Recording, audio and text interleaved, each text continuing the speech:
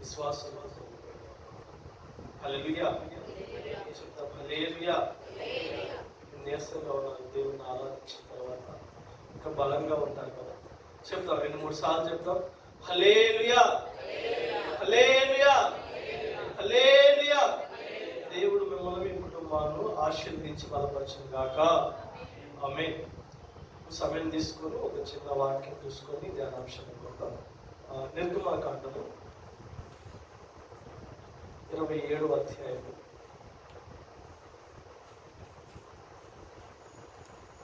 1 నుండి 2 వచనాలు అందరూ చాలా. మరియు 5 మూరల పొడుగు 5 మూరల వెడల్పు గల 5 మూరల వెడల్పు గల బలిపీఠమును తుమ్మకర్రతో నీవు చేయవలెను. ఆ బలిపీఠము చచ్చౌకముగా ఉండవలెను. దాని ఎత్తు 3 మూరలు. దాని 4 మూలలను. చాలా చిన్న మాట ప్రార్థన చేసుకుంటాం. పరిశుద్ధుడా, ప్రేమ నమ్మకమైన మా తండ్రి, దయగలిగిన మా యేసయ్య, వందనాలు, కృతజ్ఞతాస్తుతులు, స్తోత్రాలు తెలియజేస్తున్నామయ్యా. ఇంతవరకు మనసారా నిన్ను ఆరాధించడానికి, మనసారా నిన్ను స్తుతించడానికి, మనసారా నిన్ను సన్నతించడానికి దేవో మాకు ఇచ్చిన ధన్యతను బట్టి, స్థలాన్ని బట్టి, సమయాన్ని బట్టి నీకు కృతజ్ఞతాస్తుతులు చెల్లిస్తున్నాం. ప్రాముఖ్యమైన సమయంలో ఇదిగోనైనా ఆశ కలిగి మేము అదిగోనైనా నీ వైపు చూస్తూ ఉండగా మాకు కావలసిన ఆత్మీయ ఆహారములు మాకు దయచేయండి. పరిశుద్ధపరిచే ఆహారములు మాకు దయచేయండి అయ్యా. దేవా, ఇదిగోనైనా ఆటంకపరిచే వారిని మీరు బంధించండి. చదువుకున్న లేఖనంలో నుండి దేవా, ఇదిగోనైనా మాకు కావలసిన ప్రతి ఈవును మీరు అనుగ్రహించమని ప్రత్యేకంగా ప్రార్థిస్తున్నాం. నిలబడుతున్నది దైవ సేవకులు మీరు జ్ఞాపకం చేసుకోండి దేవా. మట్టివాడను దేవా, ఇదిగో 2 చేతులు ఎత్తి నీ పాదాల వైపు చూపుతున్నాను దేవా. నాతో కూడా మీరు పరిశుద్ధంగా మీరు మాట్లాడి నన్ను మార్చమని, నేను నేర్చుకునే మనస్సును నాకు దయచేయమని దేవా, నీకే కృతజ్ఞతాస్తుతి స్తోత్రాలు చేసుకుంటూ నా ప్రియుడు రక్షకుడైన ప్రభు యేసుక్రీస్తు పరిశుద్ధమైన నామములో ఈ చిన్న ప్రార్థనకు సమర్పించి అడిగి వేడుకలు పొంది నామ తండ్రి, ఆమేన్. హల్లెలూయా. ఈ శనివారము ఏంటంటే కొంచెం జాషువాను తీసుకుంటారు కాబట్టి అది పాత నిబంధన గురించి ధ్యానాంశంలోకి వెళ్తాం. కొంచెం మంచిగా దేవుడు ఆమెను ఏర్పాటు చేసుకొని పాత నిబంధన టచ్ చేయడానికి, నేర్చుకోవడానికి దేవుడు కృప చూపిస్తున్నాడు. అందుకని నేను కూడా పాత నిబంధనల నుండి కొంచెం ధ్యానంలో ఉన్నాను. ఎందుకంటే నిర్గమకాండము నిమిత్తం కొంచెం ధ్యానాంశంగా నేను కొన్ని నెలల నుండి ధ్యానిస్తూ ఉన్నాను. అదేవిధంగా సామెతల గ్రంథము ఇలా డైలీ తీసుకుంటా ఉన్నాను. ఈ ధ్యానాంశంలో నుండి ఒక వచనం నాకు దేవుడు జ్ఞాపకం చేశాడు. ఏంటంటే 5 మూరల పొడుగు 5 మూరల వెడల్పు గల బలిపీఠమును తుమ్మకరతో నీవు చేయవలను. ఆ బలిపీఠము చచ్చౌకముగా ఉండవలను. దాని ఎత్తు 3 మూరలు ఉండాలంట. గమనించండి పిల్లరా, నాకని చూడండి. బైబిల్ మూసేసి చదివినప్పుడు నాకని చూడండి. ఎందుకంటే పూర్వము ఇశ్రాయేలు బిడ్డలు ఒక చోట నుండి, ఐగుప్తు ప్రాంతం నుండి వాగ్దాన భూమికి ప్రయాణం చేస్తున్నప్పుడు, అంతేకాకుండా అబ్రహాము దినంలో కూడా, అబ్రహాము కుటుంబంలో కూడా పూర్వము వాళ్ళ ప్రయాణం ఒక చోటే ఉండేవాళ్ళు కాదు.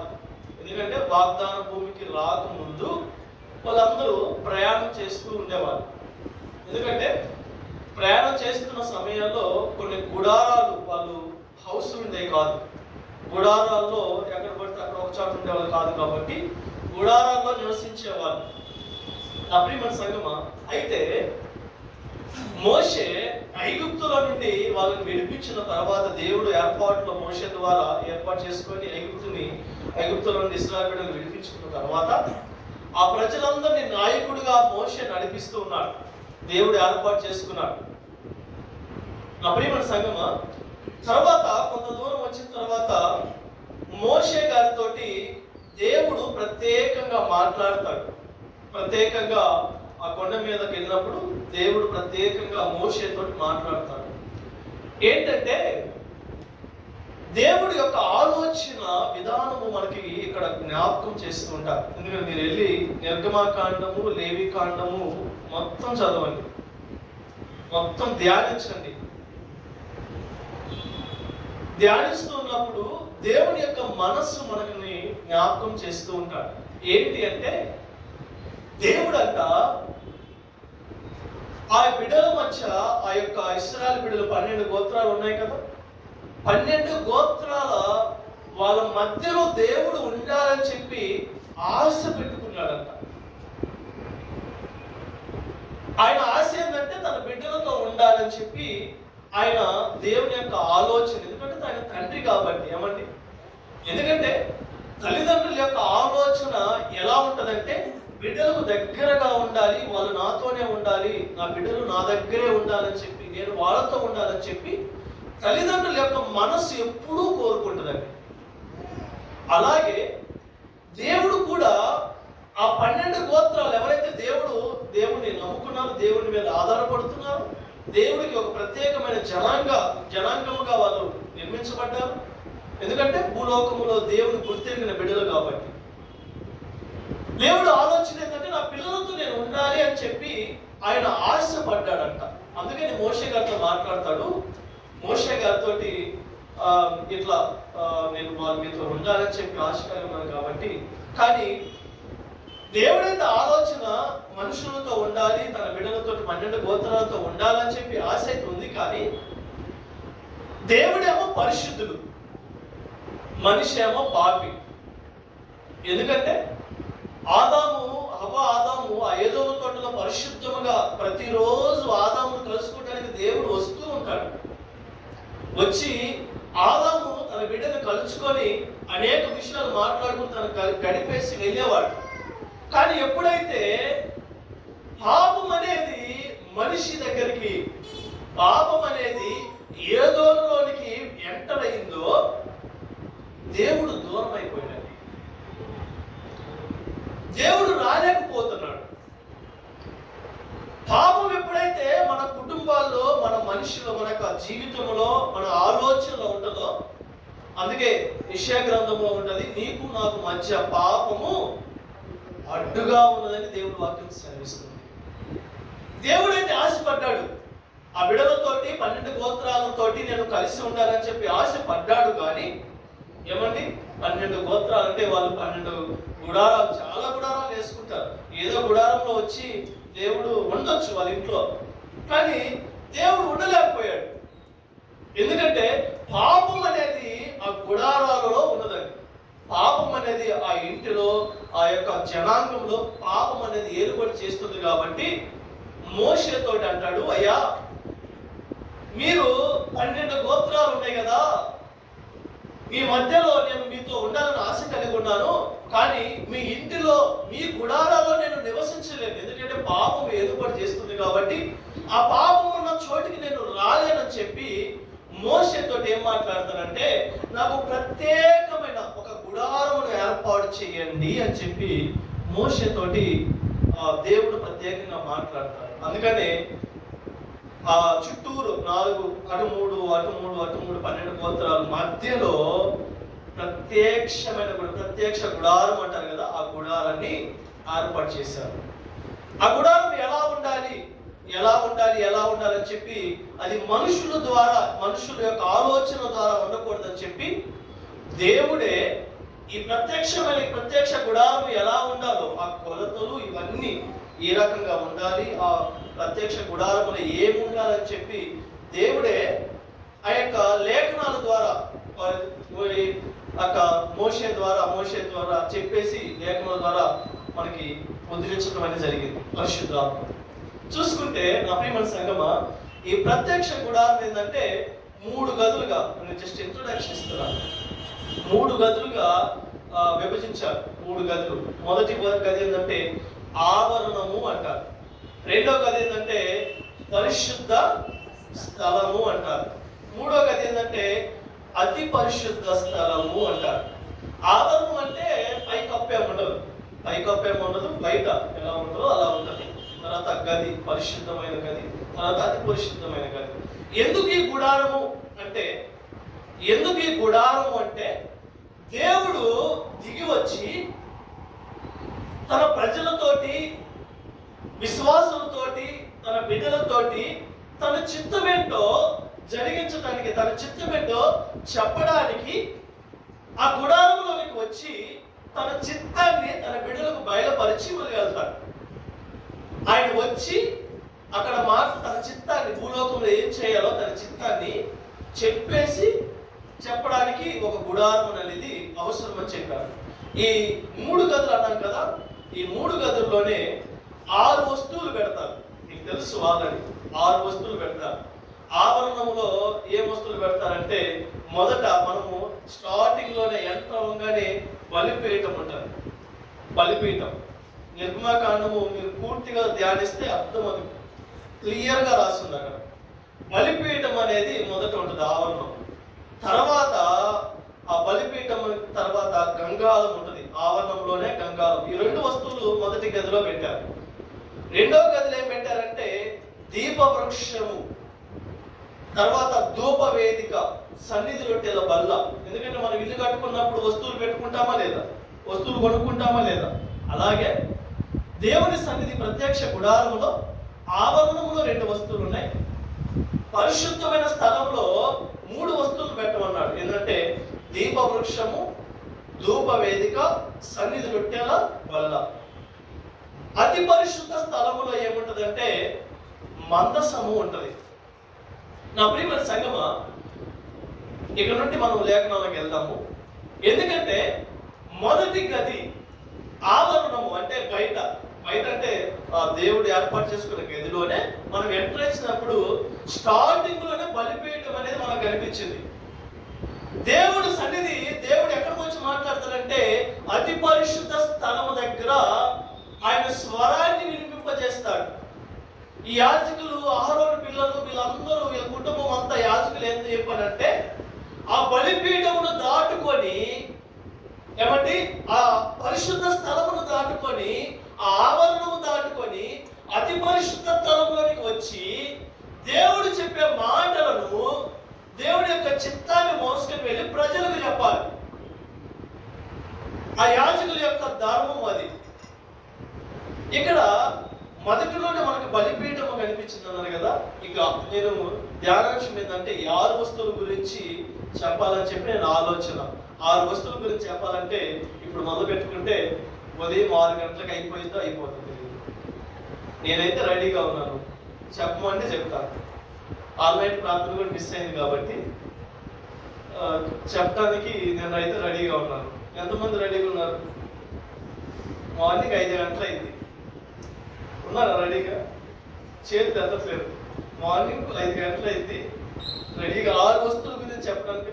5 గంటలు కూడా అవ్వదు, నేను కుదించి చెప్తాను. కాబట్టి మనమైతే ఇంకా 6 వస్తువుల గురించి నేను చెప్తాను, మీరు రాసుకోండి. ఎందుకంటే 6, 7 అయింది మార్నింగ్. రేపు సండే ఇక్కడే ఉండి ఉదయకాలం ఆరాధన చూసుకొని, సాయంకాలం ఆరాధన చూసుకొని, దేవుని యొక్క అభిషేకాన్ని పొందుకొని మనము మండే నుంచి మళ్ళా శనివారం దాకా బలంగా తయారవుతాం. ఓకేనా? ఎందుకు ఈ మాట చెప్తున్నానంటే ఊరికే చెప్పట్లేదు, కానీ పోయిన ఆదివారం కాకుండా అంతకుముందు ఆదివారం ఒక సంఘానికి వెళ్ళానండి. అక్కడ సాధారణంగా దైవ సేవకులు ఏం చేస్తారంటే 4-5 సంఘాలు ఉండటం వల్ల కొత్తగా సంఘాన్ని ఏర్పాటు చేసుకొని ఈవినింగ్ పెట్టేవాళ్ళు ఆదివారం. వాళ్ళకున్న పరిస్థితులను బట్టి దైవ సేవకులు మార్నింగ్ మార్చాలి, కొంతమంది వస్తావా అని చెప్పి అడిగితే నేను అదే షెడ్యూల్లో ఉన్నాను కాబట్టి వస్తాను. అక్కడ 9 గంటలకి ఆరాధన స్టార్ట్ చేశారు, 11:30కి ముగించాలి. అది అక్కడ టైమింగ్స్. ఇక్కడ యవనస్తులు, నాకు గుర్తొచ్చింది, ఇక్కడ యవనస్తులు పరిచయం చేస్తారు. అక్కడ ఎవరు పరిచయం చేస్తారు తెలుసా? 70, 80, 60 సంవత్సరాల వాళ్ళు మ్యాట్ వేయను, తుడవను, క్లీన్ చేయను, తీసుకురాను, సేవలు కావాలంటే ఏదైనా తీసుకురాను. 70, 80 సంవత్సరాల వాళ్ళు కిటికీలన్నీ క్లీన్ చేసి, ఊడ్ చేసి వాళ్ళు పరిచయం చేస్తారు. వాళ్ళే అక్కడంతా పరిచయం, వాళ్ళే స్థలం ఇచ్చి, వాళ్ళే సంఘాన్ని కట్టుకోవడానికి కూడా వాళ్ళే మంచిగా అన్ని జనాంగం. అక్కడికి వెళ్ళినప్పుడు దైవ సేవకులు వేరే చోటుకి వెళ్ళాలి, ఇంకొక సేవకులు వేరే చోటుకి వెళ్ళాలి. నాకు అక్కడ చెప్పారు. నేను 11:30 ముగించుకొని మరలా ఇంకొక సంఘానికి వెళ్ళి వాక్యం చెప్పాలి. అయితే వినండి, మొత్తం కలిపి ఒక 50 మందో 45 మందో దాకా ఉన్నట్టున్నారు. అందరూ పెద్దవాళ్ళే, దాదాపుగా 70-90% పెద్దవాళ్ళే ఉన్నారు. 11:30కి నేను ముగించాను. ముగించి ఇక వాక్యం అయిపోయింది, నేను ఇంకా వెళ్ళిపోతాను అని చెప్పి అంటే వాళ్ళు మనసు ఎలా ఉందంటే ఇంకొక అరగంట కొంచెం చేసి చెప్పండి అయ్యా, వీళ్ళు ఏం చేస్తారు, కొంచెం సేపు చెప్పండి అయ్యా. వాళ్ళు చూడండి దగ్గరుండి ఇంకొక అరగంట 40 నిమిషాలు నిలబెట్టుకొని ఇంకొక 45 నిమిషాలు దేవుని మాటలు చెప్పండి అన్న ఆసక్తి. అలాంటి ఆసక్తి యవన బిడ్డలు మా సంఘంలో ఉందా లేదని చెప్పి ఆ రోజు ఆలోచన. ఎందుకంటే ఈ 6 వస్తువులు అవ్వాలంటే ఖచ్చితంగా మార్నింగ్ 5 గంటలు అయితే మీరు ఖచ్చితంగా ఉండాల్సిందే. ఓకేనా? సరే, ధ్యానం చేసుకుందాం. ఈ రోజు అయితే ఒక వస్తువు గురించి నేను ధ్యానం చేస్తాను, ఒక వస్తువు గురించి మనం ధ్యానం చేసుకుందాం. ఎక్కువ సమయం తీసుకున్నాను, మీరేం బాధపడొద్దులే కానీ 20 నిమిషాల్లో క్లోజ్ చేస్తాను. ఓకేనా? ఒకసారి వాక్యం చదువుకుందాం. 27వ అధ్యాయం మొదటి నుండి. మరియు 5 మూరల పొడుగు 5 మూరల వెడల్పు గల బలిపీఠమును సుమ్మకర్రతో నీవు చేయవలెను. ఆ బలిపీఠము చచ్చౌకముగా ఉండవలెను. దాని ఎత్తు 3 మూరలు. ఈ రోజు ఒక వస్తువు గురించి మనం ధ్యానం చేసుకుందాం. ఆ వస్తువు ఏంటంటే స్టార్టింగ్ లోనే ఏమండి దేవుని యొక్క ప్రత్యక్షమైన గుడారంలోనికి ఎంటర్ అయ్యే స్టార్టింగ్ లోనే బలిపీఠం ఉంటది. ఆ బలిపీఠం గురించి ఎలా ఉండాలంటే 5 మూరలు పొడవు ఉండాలంట, 5 మూరలు వెడల్పు ఉండాలంట, 3 మూరలు ఎత్తు ఉండాలి. చచ్చౌకము అంటే సమానం, అన్ని చోట్ల ఏమండి చూసుకుంటే సమానంగా ఉండాలని చెప్పి చచ్చౌకం అంటే సమానం అని చెప్పి అర్థం వస్తుంది. బలిపీఠము గురించి ఆ రోజుల్లో పాత నిబంధనలో పాత కాలంలో దేవుడు ఏ రకంగా బలిపీఠమును ఏర్పాటు చేశారంటే ఆ బలిపీఠం యొక్క ఏం చేస్తారంటే మనుషుల యొక్క పాపమును పరిహార్థమై ఆ పాపం నుండి విముక్తి కలగాలని చెప్పి ఆ పాపం నుండి ఎంతో కొంత వాళ్ళకి విడుదల కలగాలని చెప్పి ఆ యాజకుల దగ్గరికి ఏమండి ఆ బలి పశువును తీసుకొచ్చి ఆ బలిపీఠము మీద పెట్టి ఆ యాజకులు ఏం చేస్తారంటే కాల్చేసి బూడిదయ్యేంత వరకు కాల్చేసి దేవుని యొక్క ఇంపైన సువాసనగా దేవుడు అంగీకరించే రకంగా ఆ బలిపీఠము మీద ఆ బలిని అర్పిస్తూ ఉంటారండి. 2వ వచనం కూడా చదవండి. దాని కొమ్ములను చేయవలెను. దాని కొమ్ములు దాంట్లో ఏకాంతంగా ఉండవలెను. దానికి ఇత్తడి రేకు పొదిగింపవలెను. దాని బూడిద ఎత్తుటకు కుండలను, గరిటెలను, గిన్నెలను. చాలండి. ఇక్కడ బలిపీఠం ఎలా ఉండాలి? నాగా చూడండి, బలిపీఠం ఎలా ఉండాలి? చచ్చౌకముగా సమానముగా ఉండాలి. ఎన్ని మూరల పొడుగు ఉండాలి? 5 మూరల పొడుగు ఉండాలి. వెడల్పు ఎంత ఉండాలి? 5 మూరలు వెడల్పు ఉండాలి. ఇక్కడ ఈ 5 అనే సంఖ్య దేన్ని జ్ఞాపకం చేస్తుంది అంటే ఈ పంచేంద్రియాలు అన్నారు కదా, ఈ 5 అనే సంఖ్య మనిషిని జ్ఞాపకం చేస్తుంది. మనిషిని జ్ఞాపకం చేస్తుంది. ఎత్తు ఎంత? 3 మూరలు. ఈ తండ్రి కుమార పరిశుద్ధాత్మనే 3 అనే అంకెని ఏ జ్ఞాపకం చేస్తుందంటే దేవుణ్ణి జ్ఞాపకం చేస్తుంది. నా ప్రియమైన సంగమా, బలిపీఠము అంటే ఏంటంటే దేవుడు మనిషి కలుసుకునే స్థలాన్నే బలిపీఠం అంటారు. 5 అనే సంఖ్య మనిషిని జ్ఞాపకం చేస్తుంటే 3 అనే సంఖ్య దేవుని జ్ఞాపకం చేస్తుంది. దేవుని ఎందుకు వచ్చి దేవుని మాటలు వినడానికి మొదట ఏంటంటే దేవుడు ఆ గడప యొద్దే నిలబడి ఉంటాడు, నీ కోసం ఎదురు చూస్తూ ఉంటాడు. కలుసుకోవాలి దేవుని, బలిపీఠపు అనుభవంలో ఉండాలి. అందుకనే మొదటి అనుభవం ఏంటంటే బలిపీఠపు అనుభవం మనలో ఉండాలి. ఈ బలిపీఠము గల కొన్ని లక్షణాలు నేను జ్ఞాపకం చేస్తాను. 3 విషయాలు, 3 లక్షణాలు ఉన్నాయి. చాలా లక్షణాలు ఉన్నాయి కానీ 3 లక్షణాలు ఉన్నాయి. ఆ 3 లక్షణాలు మనం ధ్యానించుకొని ముగించుకుందాం. మొదటి లక్షణం ఏంటంటే లేవీకాండము 6:13 చదవండి.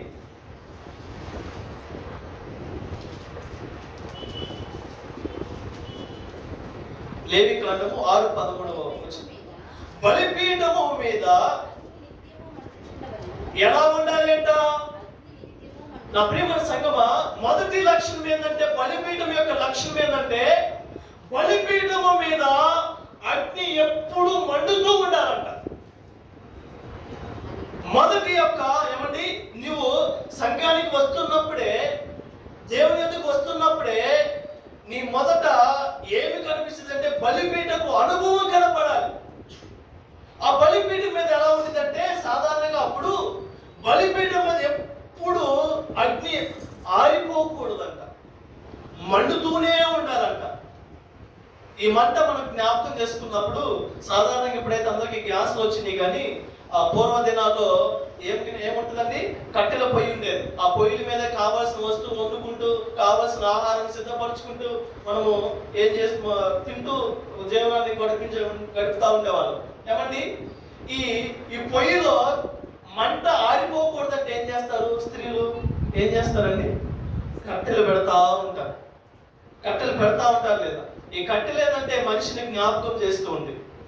ఎందుకు సంఘానికి ఏమండి మానక ఒకరు మానుతున్న, కొంతమంది మానుతున్నట్టు మీరు మానొద్దని చెప్పి ఏప్రిల్ రాసిన పత్రిక 10:25లో దేవుడు వాక్యం సెలవిస్తుందో, సంఘానికి మీరు మానొద్దు అని చెప్పి దేవుడు వాక్యం సెలవిస్తుంది. ఎందుకంటే మనిషి కట్టి ఎప్పుడు మండుతూ ఉంటే ఏమండి, ఇప్పుడు ఈ కట్టె స్వభావం ఏంటంటే ఒక కట్టే కాదు, ఇంకొక కట్టెని మండించడానికి అది సిద్ధపడుతూ ఉంటుందంట.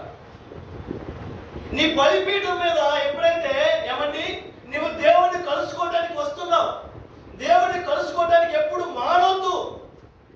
బలిపీఠము అనుభవం ఏంటంటే సంఘానికి నువ్వు మానొద్దు, ప్రార్థనకు నువ్వు మానొద్దు. ప్రార్థన ఎప్పుడైతే దూరమైందో, వాక్యం ఎప్పుడైతే దూరమైందో నీ బలిపీఠము ఆరిపోయిద్ది అని దేవుని వాక్యం సెలవిస్తుంది. నా ప్రియమైన సంగమా, ఎందుకంటే ఏప్రిల్ రాసిన పత్రిక 10:25 చదవండి.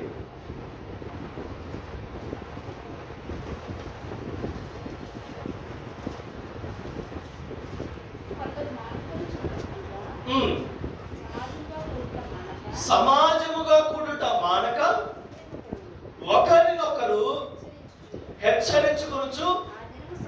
చాలండి, ఇక్కడ ఎందుకు సంఘానికి రావాలి, ఎందుకు మానుకోవద్దు అని చెప్పి దైవ సేవకులు పదే దేవుని వాక్యం ఎత్తుపట్టి చూపిస్తున్నారంటే ఏమండి, నీవు ఏ రకంగా ఉన్నావో దేవుడి వాక్యం నిన్ను హెచ్చరించింది. నువ్వు ఏ రకంగా బలహీనత స్థితిలో ఉన్నావో దేవుడి వాక్యం నిన్ను బలపరిచింది. నీవు ఆరిపోకుండా ఎప్పుడు మండాలి అంటే దేవుని సన్నిధిని నువ్వు దూరము చేసుకోకూడదండి. నా ప్రియమైన సంగమా, బలిపీఠము అనుభవం ఏంటంటే దేవుని కలుసుకునే అనుభవం ఇది. బలిపీఠము అనుభవం ఏంటంటే మొదటి మెట్టు ఇది. దేవుని కలుసుకోవడానికి బలిపీఠము అనుభవాలు ప్రతి ఒక్కరికి ఉండాలని చెప్పి దేవుని వాక్యం సెలవిస్తుంది. ఆ అనుభవం ఏంటంటే ప్రార్థనలో నువ్వు ఆరిపోకూడదు, వాక్యములో నువ్వు ఆరిపోకూడదు, దేవుని సన్నిధికి రావటంలో నువ్వు ఆగిపోకూడదు. ఎందుకు ఆగిపోకూడదు అంటే చదవండి, కంటిన్యూగా చదవండి. ఒకరిని ఒకరిని హెచ్చరించుకుంటారంటే ఇక్కడ ఏ దినము? దేవుని రాకడ దినములో నీవు విడవబడకుండా ఉండాలి అంటే ఏమంటే నీవు దేవుని సన్నిధికి మానక రావాలి. నీ బలిపీఠం ఎప్పుడు ప్రార్థనతోటి, దేవుని సన్నిధితోటి, దేవుని యొక్క అభిషేకముతో మండుతూ ఉండాలండి. ఎప్పుడైతే నీ జీవితం ఆరిపోయిందో, ఎప్పుడైతే బలిపీఠం మీద ఉన్న అగ్ని, ప్రార్థన అగ్ని ఆరిపోయిందో నీవు విడవబడతావండి. విడవబడితే ఏమండి దేవుని సన్నిధికి చేరలేవు. నీవు విడవబడితే ఆ శ్రమను తట్టుకోలేవు. నా ప్రియమైన సంగమా, దేవుని యొక్క బలిపీఠము లక్షణాలు, ఆ యొక్క గుడారము, పరిశుద్ధమైన గుడారము ఏ లక్షణాలు చెప్తున్నాను? బలిపీఠము అనుభవం. నీవు బలిపీఠం మీద అగ్ని ఆరిపివేయదు, ఎప్పుడు మండుతూనే ఉండాలి. సంఘము మండాలండి, కుటుంబము మండాలి, ప్రార్థనతో మండాలి, వాక్యముతో మండాలి, దేవుడి మాటకు లోబడి దాన్ని ఆచరిస్తూ మండాలి. ఏదో ప్రార్థన చేసాం, ఏదో వాక్యానికి వచ్చాం, మానక సన్నిధికి వచ్చామంటే కాదు, కానీ దేవుని వాక్యానుసారంగా నడుచుకోవాలి. అందుకే దేవుని వాక్యం అంటుంది, ఇదిగో కుటుంబాల్లో గుడారంలో పాపం ఉన్నది కాబట్టి నాకు ప్రత్యక్షమైన గుడారమై వాళ్ళ ఇంటికి నేను వెళ్ళను, వాళ్ళ హృదయాలకు నేను వెళ్ళలేను. పాపం ఏలుబడి చేస్తుంది మోషే, పాపం ఏలుబడి చేస్తుంది. ఆ పాపము నుండి నన్ను దేవుని బిడ్డలకు దూరం అవుతున్నారు. నాకు ప్రత్యక్షమైన గుడారము కావాలని చెప్పి దేవుని వాక్యం సెలవిస్తుంది. అందుకే బలిపీఠపు అనుభవం నీలో ఉండాలి. ఎప్పుడైతే పాపమును విడిచిపెట్టి ఆ పాపమును ఆ మంటలో కాల్చివేస్తావో, ఎప్పుడైతే బలిపీఠం అనే అనుభవంలో ఆ పాపమును కాల్చివేస్తావో, అప్పుడే నీ బలిపీఠము ఆరిపోక మండుతూ మండుతూ మండుతూ విడవబడక ఎత్తబడే గుంపులో ఉంటామని దేవుని వాక్యం సెలవిస్తుంది. నా ప్రియమైన సంగమా, దేవుని మందిరానికి, దేవుని యొక్క అతి పరిశుద్ధ స్థలానికి వెళ్ళాలి అంటే ఎన్ని అడుగులు వేయాలి? నువ్వు ఇంకా విశ్వాస జీవితంలోనే ఉన్నావు, నువ్వు ఇంకా అవిశ్వాస జీవితంలోనే ఉన్నావు, నువ్వు ఇంకా బాప్తీసం తీసుకోలేని అనుభవంలోనే ఉన్నావు, నువ్వు ఇంకా ప్రార్థన సరిగా చేయలేని స్థితిలోనే ఉన్నావు, ఇంకా దేవుని వాక్యాన్ని పొందుకొని దేవుని వాక్యానుసారంగా నడుచుకోలేని స్థితిలోనే ఉన్నావు. నీవు ఇంకా 2 గదులు ఉన్నాయి. నువ్వు ఇంకా గంగాధం దగ్గరికి వెళ్ళాలి, చేతులు కాళ్ళు కడుక్కోవాలి. ఏమండి ఆ పాపం నుండి కడుక్కొని దేవుని సన్నిధికి పరిశుద్ధంగా రావాలి. ఇంకా బలిపీఠపు అనుభవాలే లేవు. నీలో ఉన్న పాపముని ఇంకా మంటతో మండించకుండా, వాటిని కడిగి వేసుకోకుండా, ఆ అగ్నిలో పడవేయకుండా, పాపములోనే నువ్వు ఇంకా నీ జీవితం రాలిపోతూ ఉంటే, పాపములో నీ జీవితం ఇంకా గడుపుతూ ఉంటే, దేవుని సన్నిధి, దేవుడు నీలో ఎలా ఉంటాడు? బలిపీఠపు అనుభవం నీలో ఎలా ఉంటది? బలిపీఠపు అనుభవం ఏంటంటే దేవుడు మనిషి కలుసుకునే స్థలం అది. ఆవరణ ఎదురు చూస్తూ ఉంటాడు, పరిశుద్ధ స్థలంలో తీసుకురావాలని చెప్పి గడప యొద్ద నుంచొని ఉంటాడండి. తట్టండి నేను తీస్తాను అంటున్నాడు, అడగండి నేను ఇస్తాను అంటున్నాడు. నా ప్రియమైన సంగమా, బలిపీఠపు అనుభవం ఏంటంటే ఎప్పుడు నిత్యము మండుతూ ఉండాలి సంగమం. ఎప్పుడు నిత్యము బలిపీఠము ఆత్మ మండుతూ ఉండాలి. ఏమండి నాలో కూడా సాధారణంగా మనిషి ఎప్పుడు పడిపోతూ ఉంటారు కానీ నీతిమంతులు ఎన్నిసార్లు పడినా దేవుని వాక్యం సెలవిస్తుంది, వాడు లేపబడతాడు. మన ఆలోచన ఎలా ఉండాలంటే, ఏమండి మనం పడిపోతున్నాము అనుకుంటే మన ఆలోచన సరి చేసుకుంటూ ఉండాలి. మన నోటిలో నుంచి అపవిత్రమైన మాటలు వస్తున్నాయి అనుకుంటేనే సరి చేసుకుంటూ ముందుకు కొనసాగాలి. ఏమండి దేవుడికి విరుద్ధమైన మాటలు నేను మాట్లాడబోతున్నాను, ఆయనకు నచ్చని పనులు నేను చేయబోతున్నానని ఆలోచన వెంటనే వచ్చిందంటే ఆ బలిపీఠం మీద ఉన్న మంటలో కాల్చి వేయాలండి. నా ప్రియమైన సంగమా, నేను ఇదే చేస్తూ ఉంటాను. ఎందుకంటే సాధారణంగా మనిషి ఈ లోకంలో ఎన్నో మన సాధారణగాడు బలంగా ఉండి పడవేయాలని చేసి చూస్తూ ఉంటాడు. నేను ఎక్కడెక్కడ పడిపోతున్నాను, ఎక్కడెక్కడ మార్గం తప్పిపోతుందో దాన్ని సరి చేసుకునే బిడ్డలుగా మనం ఉండాలి.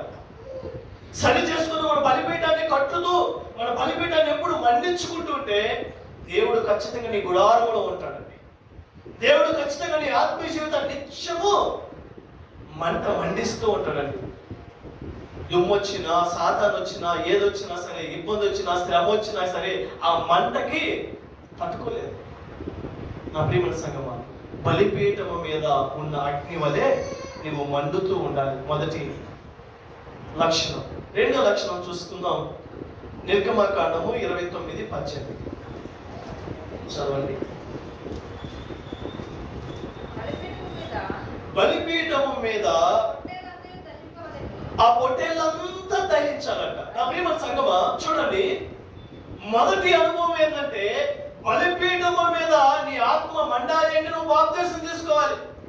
బలిపీఠం మీద మండాలి అంటే నువ్వు దేవుని సన్నిధికి రావడం మొదలు పెట్టాలి. బలిపీఠం మీద నువ్వు మండాలి అంటే కుటుంబ ప్రార్థనతోటి దేవుడి వాక్యానుసారంగా నువ్వు నడుచుకుంటే, దేవుడి మాట ప్రకారం నువ్వు నడుచుకుంటే నీ బలిపీఠం ఖచ్చితంగా మండిద్ది, ఎత్తబడే గుంపులో నువ్వు ఉంటావు. రెండో అనుభవం ఏంటంటే ఆ బలిపీఠము మీద పెట్టింది ఆ బలి పశువును వెనక్కి తీయకూడదని.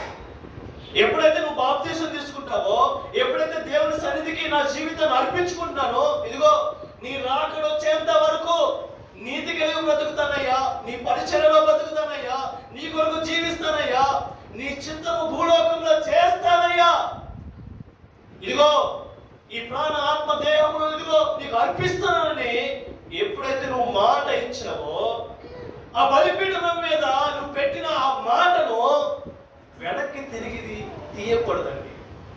ఎందుకంటే రూతు, ఓర్ఫా వాళ్ళిద్దరు కలిసి నయోమితో ప్రయాణం చేశారంట. ప్రయాణం చేస్తూ ఉంటే కొంత దూరం వెళ్ళంగానే అమ్మగారు ఓర్ఫా గారు ఏమండి ఆ ప్రయాణం ఆపేసి, ఎందుకు ఆపేశారు? తల్లిదండ్రులు గుర్తొస్తున్నారు, లోకం గుర్తొస్తుంది, లోక ఆశలు గుర్తొస్తుంది అని చెప్పి, ఏమండి లోక ఆశలు గుర్తొస్తుంది చెప్పి ఆ ప్రయాణాన్ని ఆపివేసింది. ఈ రోజులో కూడా చాలా మంది మన జీవితాలు ఎందుకు ఆగిపోతున్నాయి? బలిపీఠం మీద పెట్టింది, బలిపీఠపు అనుభవం ఏంటంటే ఖచ్చితంగా ఆ బలిపీఠం మీద మంట మండాలి, ఆ బలిపీఠం మీద పెట్టిన బలి పశువును ఖచ్చితంగా కాల్చివేయాలి, బూడిదయ్యేంత వరకు కాలిపోవాలి. ఇది బలిపీఠం మీద ఒక అనుభవం. నీవు ఎప్పుడైతే నీ ఆత్మను, నీ దేహమును, ఏమండి నీ ప్రాణమును, ఆరిపోయిన నీ జీవితాన్ని దేవుడు వెలిగించాడో, నా జీవితం అంతా నీ కొరకే అని చెప్పి నువ్వు మాట ఇచ్చావో, నువ్వు ఖచ్చితంగా బలిపీఠం మీద పెట్టావు. ఇది నాది కాదు ప్రభు, నీది అని. దాన్ని మరలా నువ్వు వెనక్కి తీసుకోకూడదు. వాక్యము చదువుకుంటూ బాప్తిసం తీసుకొని మరలా పాపం అనే జోలికి నువ్వు వెళ్ళకూడదు. వెనక్కి తిరిగి వెళ్ళామంటే ఖచ్చితంగా ఏమండి దేవుని యొక్క దేవుని కొరకు వాడబడే స్థితిలో ఉండకూడదు. నా ప్రియమైన సంగమా, ఒక్కసారి నువ్వు ఓర్ఫా వలె నువ్వు ఉండకూడదు. లోతు భార్య వలె ఏమండి వెనక్కి తిరిగి చూసింది, ఏమైంది? ఉపస్తంభం అయిపోయింది, పనికి రాకుండా పోయింది, పనికిరాని జీవితం అయిపోయింది. ఎప్పుడైతే నీవు దేవుడి మాట కాదని వెనక్కి లోకములో వెళ్ళిపోయావో, నా జీవితంలో నేను చాలా మందిని చూశానండి. నాకు దేవుని పరిచయం చేసిన బిడ్డలు ఎక్కువ సమయం అయిపోతుంది. నా జీవితంలో నన్ను దేవుడి దగ్గరికి నడిపించిన బిడ్డలు ఈరోజు నాకు చాలా ఏడుపు వస్తుంది. త్రాగుడికి, వ్యసనానికి లోనైపోయి పాపానికి లోనే బాప్తిసాలు తీసుకున్న వాళ్ళే ఏమండి ఎంత నరకం అనుభవిస్తున్నారో తెలుసా? జీవితంలో సంతోషం లేదు, జీవితంలో ఆనందం లేదు, కుటుంబంలో నెమ్మది లేదు, కుటుంబంలో అంతా చీకటి అండి. చీకటి ఆవరించి ఆ జీవితం ఎలా అయిపోయిందో మరలా తిరిగిలా జీవితంలోకి వెళ్ళిపోయారు. నా ప్రియమైన సంగమా, నువ్వు దేవుడి కొరకు పుట్టావు, దేవుడి కొరకు ఏమండి దేవుడు ఏర్పాటు చేసుకున్నాడు కాబట్టి, నీ దేవుడికి నీ జీవితాన్ని అంకితం చేసావు కాబట్టి నువ్వు పరిశుద్ధంగా ఉండాలి. ఆయన పరిశుద్ధుడు కాబట్టి నువ్వు పరిశుద్ధతలోకి రావాలి. నువ్వు ఇంకా ఆవరణంలోనే ఉన్నావు, నువ్వు ఇంకా పరిశుద్ధమైన గదిలోకి రావాలి, అతి పరిశుద్ధమైన గదిలోకి రావాలి, దేవుని కలుసుకోవాలి. ఇంకా చాలా ఉన్నాయి. ఇంకా బలిపీఠపు అనుభవమే లేదు. పాపం అనేది ఏలుబడి చేస్తూ ఉంటే ఏమండి మరలా కుక్క తన వాంతి దగ్గరికి వెళ్ళినట్టు నువ్వు మరలా వాంతి దగ్గరికి వెళ్తే ఎప్పుడు నువ్వు దేవుని కొరకు కాలిపోతావు, కబోతావు అని. ఎప్పుడు దేవుని కొరకు నేను ఏమండి దేవుని యొక్క ఆ సంఘంలో కలిసినప్పుడు, మధ్యాకాశం కలుసుకున్నప్పుడు నేను నీ కొరకు ఇదిగో ఇంతగా కరిగిపోయానయ్యా, ఇంతగా నేను నీ కొరకు నేను వాడబడ్డానయ్యా, ఇంతగా నేను దేవా శ్రమ పడ్డాను, ఇంతగా నీ కోసం నేను అనేక అనుభవాలతో ఉన్నానని చెప్పి ఎలా చెప్పగలను? ఇదే నా ఆలోచన ఇదే. నేను మరలా వెనక్కి తిరిగి చూస్తాను. ఏమనంటే ఎక్కడ లోటుపాట్లు, ఎక్కడ దేవుని ఇదిగో ఎక్కడ నేను బలిపీఠం మీద పెట్టిన ఈ దహన బలిని, ఈ శరీరం అయింది, ఈ అవయవాలని, ఈ జీవితం అయింది, ఈ బలిపీఠం పెట్టిన అది కాలిపోతుందా లేదా, పూర్తిగా ఆయన కొరకు వాడబడుతుందా లేదా, ఆయన అప్పచెప్పిన కుటుంబంలోను, ఆయన అప్పచెప్పిన సంఘము కొరకు, ఆయన అప్పచెప్పిన సమాజం కొరకు పూర్తిగా కాలుతుందా లేదా అని చెప్పి ఎప్పటికప్పుడు పరీక్షించుకోవడానికి దేవుడు కొరకు చూపించాడు. నా ప్రియమైన సంఘం, మొన్న మా అమ్మగారు చనిపోయారు. అందరూ ఏడుస్తూ ఉంటే నేను పక్క కూర్చొని ఆలోచన చేస్తున్నాను. ఎందుకంటే 10 సెంట్లు స్థలం ఉంది, లేదా 3 ఎకరాల పొలం ఉంది, ఒక్క సెంటు కూడా తీసుకెళ్ళలేకపోయింది. ఇదే ఆలోచన. అందరూ ఒక పక్క కూర్చొని ఆలోచిస్తున్నారు, మనిషి జీవితం ఇదే కదా, దేనికి ప్రభువా ఇంతగా వెంపలాడుతున్నారు. నేను కూడా ఆలోచన, రేపు దేన్ని నేను తీసుకెళ్ళలేను, ఎంత సంపాదించినా ఎంత చేసినా దేన్ని నేను తీసుకెళ్ళలేను. 6 అడుగుల గోతిలో ఏమంటే పూడ్చి వేసినా కానీ అవసరమైతే ఆ సమాధిని కూడా తీసివేసి పొలం చేస్తారు కదా, దేన్ని తీసుకెళ్ళలేవు. నువ్వు తీసుకువెళ్ళలేదు తెలుసా, నువ్వు ఎంతగా కాలిపోయావో, ఎంతగా నువ్వు బూడిదయ్యావో, ఎంతగా దేవుని కొరకు వాడబడ్డావో, దేవునికి ఇచ్చిన మాట కొరకు నువ్వు నిలబడ్డావో, దాన్ని ఖచ్చితంగా నువ్వు తీసుకెళ్ళవండి, తీసుకెళ్తావు. అందుకని నీ ధనం ఇక్కడ కాదు, పరలోకంలో నీ ధనం. నేను అనుకుంటాను, నా దగ్గరకు వచ్చి కొంతమంది వచ్చినప్పుడు స్థలం కొనుక్కుందాం, డబ్బులు అవి కొనుక్కుందాం, ఈ డబ్బులు అంటే నా దగ్గర ఉంటే ఇస్తాను అంటారు. పైన చూసి నా స్థలం ఎంత ఉందో పైన, ఒకప్పుడు నా ఇల్లు గోడలు కట్టాడో దేవుడు కప్పేశాడో లేదా, ఇది ఆలోచన. నా స్థలం ఎంత ఉందో, 10 ఎకరాలకు ఉందో లేదు పైన, ఇదే ఆలోచన. ఎందుకు అంటే మన చూపు, మన ఆలోచన అంతా పైనే. ఏదో మీరు డబ్బులుగా వద్దు, స్థలాలు వద్దు అని అమ్మేసి మొత్తం పెట్టని నేను అంటలేదు. దేవుడు కుటుంబాన్ని నీకు ఇచ్చాడు, సమాజాన్ని ఇచ్చాడు, ఆర్థికంగా సంపాదించే స్థితి నీకు ఇచ్చాడు. అది నీ బాధ్యత. ప్రకటించే బాధ్యత మాకు ఇచ్చాడు, ప్రకటిస్తూ ఉంటాం ఏమండి, అది మా బాధ్యత. ఉద్యోగాలు చేసే బాధ్యత ఉద్యోగాలకు ఇచ్చారు, రాజకీయంగా ఏమండి అనేక రకాలుగా అనేక రంగాల్లో ఏ రకంగా నువ్వు వాడబడాలో దేవుడు నీ చిత్తం నీకు అనుగ్రహించాడు. దాంట్లో నువ్వు ఖచ్చితంగా వాడబడాలి, దాంట్లో న్యాయము తీర్చేవారిగా నీవు ఉండాలి. నా ప్రియమైన సంగమా, ఈరోజు ఒక వస్తువు గురించి ఎంత సమయం అయింది, ఇంకా 5 వస్తువులు ఉన్నాయి. ఈ 5 వస్తువులు అయితే ఇంకా నేను కుదించుకుంటూ వచ్చాను. 4-5 ఇంకొక వచ్చిన ఒక విషయాన్ని జ్ఞాపకం చేస్తాను. బలిపీఠం అంటే లక్షణాలు జ్ఞాపకం చేసుకున్నాం కదా. బలిపీఠం మీద ఎప్పుడు అగ్ని ఆరిపోకూడదు, అప్పుడే నీ జీవితము దేవునితో ఉన్నట్టు, నీ జీవితము బలంగా ఉన్నట్టు.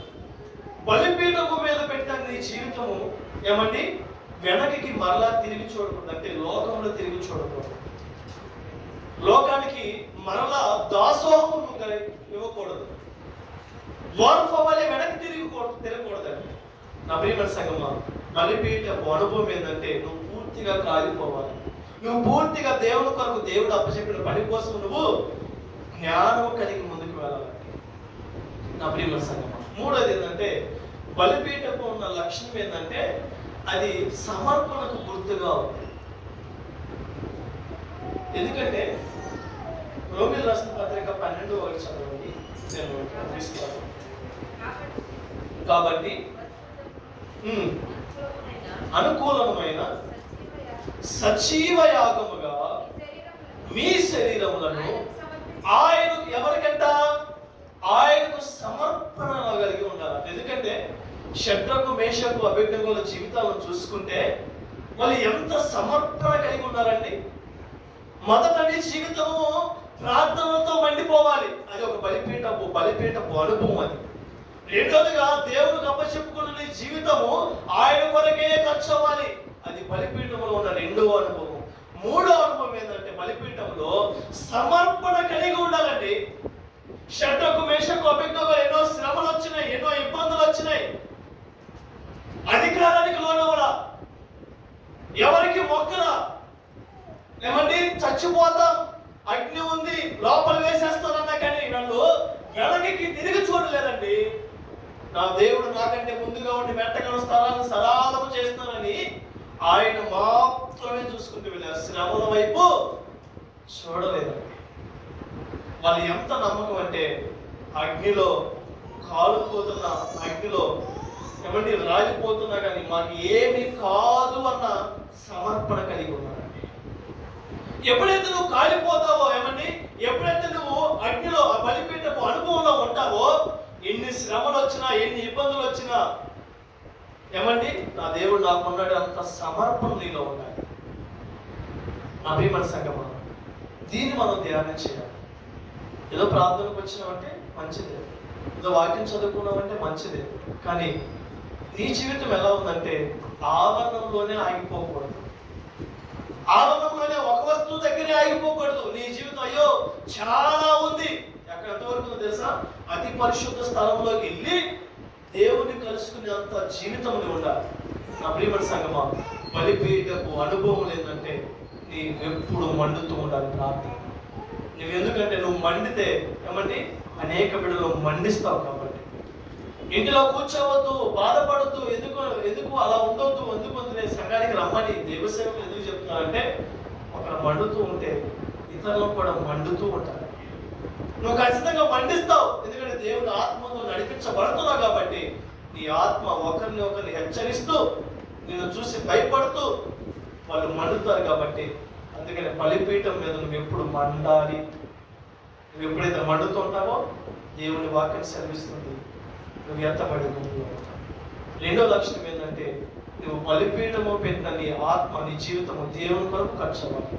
మూడోది ఏంటంటే ఎన్ని శ్రమలు వచ్చిన, ఎన్ని ఇబ్బందులు వచ్చినా శద్రకు మేషకు అభిజ్ఞుల వల్లే సమర్పణ కలిగిన జీవితం. అబద్ధాలు, నీచమైన ఏది కూడా నా బలిపీఠము అనుభవంలో దేవుని ఎదుగు ఉండకూడదని చెప్పి ఏదొచ్చినా సరే నా దేవునికని ఆయనకు అప్పచెప్పి మౌనంగా ఉండి ఆయన కొరకు ఎదురు చూసేవారిగా ఉండాలి. ఈ 3 లక్షణాలు ఈ బలిపీఠం గురించి దేవుడు మొత్తం మాట్లాడాడు. ఇంకా 5 ఉన్నాయి. స్టార్ట్ చేసుకుందాం లేకపోతే ముగించుకుందాం? అనుకున్నావా? స్టార్ట్ చేద్దాం అనుకున్నాం. తర్వాత గంగాలం. ఇప్పుడు బలిపీఠం మీద బలి అయిపోయింది. తర్వాత గంగాలంలో ఆ బ్లడ్ని అంతని కడుక్కొని మనం స్నానం చేసి ఆ గంగాలం దగ్గరికి వెళ్ళి కాళ్ళు చేతులు కడుక్కొని అతి పరిశుద్ధ స్థలంలోకి వెళ్ళాలి. గంగాలం దగ్గర ఇంకా చాలా అనుభవాలు ఉంటాయి. నా ప్రియమైన సంగమా, మనం బలిపీఠం దగ్గరే ఉన్నాం. ఒకసారి ఆలోచించి, బలిపీఠపు అనుభవాలే లేవు మన దగ్గర. బలిపీఠం దగ్గర ప్రార్థనలే లేవు, ఇంకా అనుభవాలు. అందుకే దేవుడి వాక్యం సెలవిస్తుంది ప్రకటన గ్రంథంలో, పరిశుద్ధుల యొక్క ప్రార్థన బలిపీఠం దగ్గర ఉంటే అని చెప్పి దేవదూతలు స్వయాన్ని దిగివచ్చి చేతులతో ఎత్తి పట్టుకొని దేవుడి సన్నిధికి తీసుకెళ్తాయి అని దేవుడి వాక్యం సెలవిస్తుంది. 8వ అధ్యాయంలో ఉంటుంది. పరిశుద్ధుల ప్రార్థన దూరం అయిపోయిందండి. ఆ బలిపీఠం దగ్గర ప్రార్థన లేవు. దేవదూతలు వచ్చి ఇదిగో దేవుడు పంపిస్తే దేవదూతలు వచ్చి ఆ బలిపీఠం దగ్గర ఎదుర్కొంటే పరిశుద్ధుల ప్రార్థన లేవు. అవన్నీ ఆరిపోయి ఉన్నాయి. దేవుడు ఎంత బాధపడుతున్నాడు. నా ప్రియమైన సంగమా, అట్టి స్థితిలో మనం ఉంటే మన జీవితాలు ఆరిపోతాయి. ఈ లోకములు ఆరిపోయి ఎక్కడ ఎలుగుతాయి తెలుసా? నరకములు ఎలుగుతూ ఉంటాయి, మంటలో కాలిపోతూ ఉంటాయి. అలాంటి జీవితంలో మనం ఉండకూడదు. ఎప్పుడు మనం మండుతూ ఉండాలి. మన జీవితం దేవుని కొరకు ఖర్చు అవుతూ ఉండాలి. సమర్పణ కలిగిన సాక్ష్యం కలిగి మనం జీవించాలి. షడ్రకు మేషకు అభిజ్ఞులు ఏమండి? ఒకసారి వాక్యం తీయండి. దానియేలు గ్రంథము నేను ముగిస్తాను. ఆ వాక్యం చూపించి నేను ముగిస్తాను. దానియేలు గ్రంథము 3వ అధ్యాయం 28వ వచనం చదవండి. ఏమండి? శత్రువు ఏ మాట చెప్తున్నాడు? నెబుకద్నెజరు వీళ్ళ దేవుడు పూజారుడు, ఆయన తన దూతను పంపించి ఎవరైతే తనను ఆశ్రయిస్తారో తన దాసులను రక్షించి వారంతా తన దేవునికి కాక ఏ దేవునికి మొక్కరు, ఏ దేవుని సేవించరు, తన దేహములను అప్పగించి రాజు యొక్క ఆజ్ఞను వ్యర్థపరిచారంట. శత్రువు నిన్ను చూసి ఏమండి ఆ సాక్ష్యము పలకాలి. అదే సమర్పణ కలిగిన జీవితం. అట్టి జీవితంలో ఉంటే బలిపీఠపు అనుభవం నీలో ఉన్నట్టే. అట్టి కృప, అట్టి బలం మనందరికీ అనుగ్రహించింది గాక. ఆమేన్. ప్రార్థన చేసుకుందాం అందరూ కలిసి.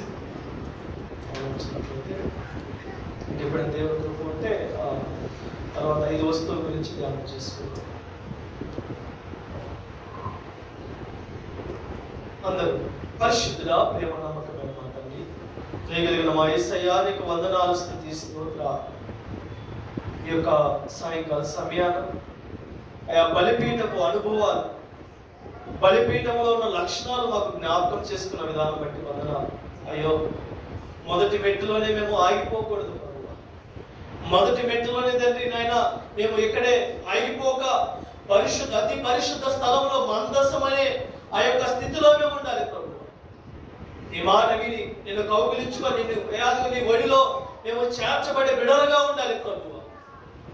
మాకు ఎన్నో అనుభవాలు, ఎన్నో ఆలోచనలు, ఎన్నో పరిశుద్ధమైన ఇదిగోనైనా ఈవులను మేము పొందుకొని నీలో వాడబడే కృపను దయచేయండి. మా ప్రార్థనలు మండాలి, మా జీవితాలు మండాలి, మా ఆత్మీయ జీవితం మండాలి, బలిపీఠం మీద నిత్యము మండుతూ ఉండాలి ప్రభువా. మా సంఘాన్ని మండించండి, మా జీవితాలను మండించండి, మా కుటుంబాలను మండించండి, మా బిడ్డలను మండించండి, మా సేవకులను మండించండి ప్రభువా.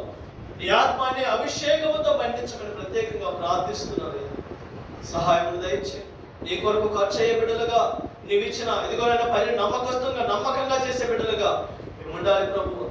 షడ్రకు మేషకు అభిజ్ఞులే సమర్పణ కలిగిన బిడ్డల వలె ఇదిగోనైనా అన్య జనాంగము మమ్మల్ని చూసి నేర్చుకునే బిడ్డలుగా మేము తయారవ్వాలి ప్రభువా. తండ్రి కృప దయచేయండి. మేము బలహీనమయ్యా, మమ్మల్ని మన్నించండి. మేమయ్యా అయ్యా నీ ఎదుట ఇదిగో నీ పాదాలు పట్టుకొని భోజనాలుచున్నాం. మా సంఘాన్ని మన్నించండి, మా జీవితాలు మన్నించండి. కృప దయచేయమని ప్రత్యేకంగా ప్రార్థిస్తున్నాం, ప్రార్థన చేసుకున్నాం.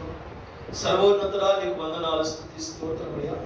ఈ రాత్రికాల సమయంలో నీవు మాట్లాడే ప్రతి మాటను బట్టి కృతజ్ఞతాస్తుతులు చెల్లిస్తున్నాం. యవన బిడ్డలుగా ఇదిగోనైనా మమ్మల్ని నిలబెట్టుకొని మీరు మాట్లాడే ప్రతి మాటను బట్టి స్తోత్రం. ఈ వాక్యపు అనుభవంలో మేము కొనసాగుతూ కృప దయచేయండి. పరిశుద్ధపు గుంపులో మేము ఉండాలి, అతి పరిశుద్ధపు గుంపులో మేము ఉండాలి ప్రభువా. కృప దయచేయమని ప్రత్యేకంగా ప్రార్థిస్తున్నాం. మా సంఘాన్ని బలపరచండి, సేవకులను బలపరచండి, పెద్దలను ఎదుగునైనా వృద్ధులను మీరు జ్ఞాపకం చేసుకోండి. సహకారం మీరు దర్శించి బలపరిచి ఆదరించమని ప్రత్యేకంగా ప్రార్థిస్తున్నామయ్యా. సంఘములు యవన బిడ్డలను దర్శించండి, ఆ బిడ్డల యొక్క ప్రతి ఒక్క అవసరతను మీరు తీర్చండి. రోగులై ఉంటే బిడ్డను స్వస్థపరచండి. నీ గాయంలో స్వస్థత ఉన్నదని నీ వాక్యం సెలవిస్తూ ఉండగా కృప దయచేయండి. ఉద్యోగాల కొరకు, వివాహాల కొరకు, గర్భఫలం నిమిత్తమై ఇదిగో బాప్తిస కార్యక్రమం నిమిత్తమై సిద్ధపడుతుండగా కృప దయచేయండి. అనేక ఆత్మలు రావడానికి సహాయం దయచేయండి. సంఘాన్ని నానాటిగా అభివృద్ధి పరచమని ప్రత్యేకంగా ప్రార్థిస్తున్నాను. అది గారి దేవ దర్శించండి. దేవాన్ని ఆత్మతో నింపి వృద్ధాపులు ఉంటూ ఉండగా మంచి ఆరోగ్యాన్ని, బలాన్ని, శక్తిని మీరు దయచేయండి. చంటి బిడ్డలు మీరు దర్శించండి. గర్భవతులు మీరు జ్ఞాపకం చేసుకోండి.